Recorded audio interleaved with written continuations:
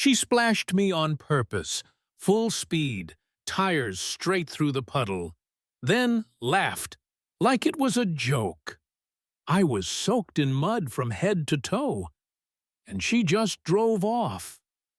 But what Karen didn't know was that someone had watched the whole thing, and he wasn't just any bystander. That morning started like every other. Up before dawn, coffee made from whatever instant powder was left, checking Olivia's backpack to make sure she had her school supplies, and then walking the 45 minutes to the hotel. It had rained all night. West Pine's sidewalks were slick, and every pothole was a trap. But I was used to it. You get used to a lot when your life runs on pennies. I was already running late, 'cause Olivia's school had picture day. I spent a few extra minutes braiding her hair. $20 for a basic photo package. Money I didn't have. But still, she deserved to feel special. And then, splash. That white Range Rover came out of nowhere, swerved right into the curb, and threw a wave of cold, greasy water straight at me. My only uniform was ruined, my lunch soaked, and I just stood there, dripping, shaking, humiliated. The window rolled down, and this blonde woman in designer sunglasses leaned out, smirking. "Maybe don't walk in the road next time, sweetheart." And then she was gone, just like that. I wanted to scream, cry, hit something, but I did not. I thought of Olivia, of rent, of the note my boss left last week warning me not to be late again. So I picked up my ruined bag and I walked, squish-squash, in my waterlogged shoes, and tried to clean up in the hotel restroom before clocking in. What I didn't know, what I couldn't have known, was that across the street, in a black Bentley with tinted windows, sat Ethan Cole. He saw everything. Now, I had no clue who he was at the time. Just another rich man in a rich man's car. But later, I found out. He owned the hotel I cleaned. Half the buildings in West Pine, actually. And apparently, he had a soft spot for underdogs. He told his driver to follow me, quietly. He got my name, found out where I worked, and he started watching. Not in a creepy way, more like observing.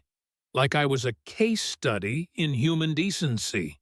Next day, there was a paper bag in my locker, warm sandwich from the deli I'd never stepped foot in, a pair of brand new gloves, a note to the angel who deserves more than this world gives her, from someone who sees you.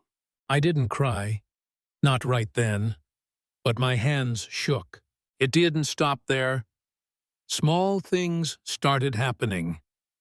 1 week later, Mr. Clark, my supervisor, the same man who once called me a walking PR disaster, was forced to reassign me to the VIP floors. Better pay, better hours. No one could explain it.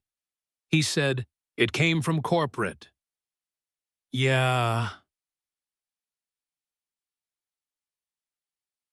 Ethan. But when you move up fast, people notice. People get nasty. Tina, a senior cleaner, cornered me in the break room. Said I must have slept my way into that position. Said I didn't belong upstairs. I held my tongue, swallowed the shame like it was medicine. But then she tried to sabotage me, swapped out cleaning supplies, got a guest hurt. But what Tina didn't know, Ethan had upgraded the security system. Every angle, every corner, covered. She was fired. On the spot. And the apology I got? From the same general manager who almost wrote me off 2 weeks earlier. Funny how fast they flip when receipts hit the screen. But the biggest twist? Vanessa, the woman who splashed me, wasn't done. Someone had leaked the security footage from that morning. Her Range Rover, her face, her voice clear as day, laughing like I was trash. And then, boom, that video hit the charity gala she was hosting, on a 20-foot screen, while she was on stage. You've never seen a room of rich people go silent like that? Her sponsors pulled out. Her father, some big-wig investor, cut her off.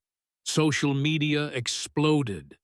The queen bee of West Pine, stung by her own venom. She saw me afterward, walked right up to me, eyes hollow. "You," she whispered. "It was you." I looked her straight in the eye and said, "I'm the one you splashed with mud. But I'm not the one who ruined your life. You did that yourself." The look on her face, I'll never forget it. But this isn't about revenge. Not really. It's about being seen. About someone out there, someone like Ethan, deciding that quiet dignity is worth more than cruelty dressed in couture.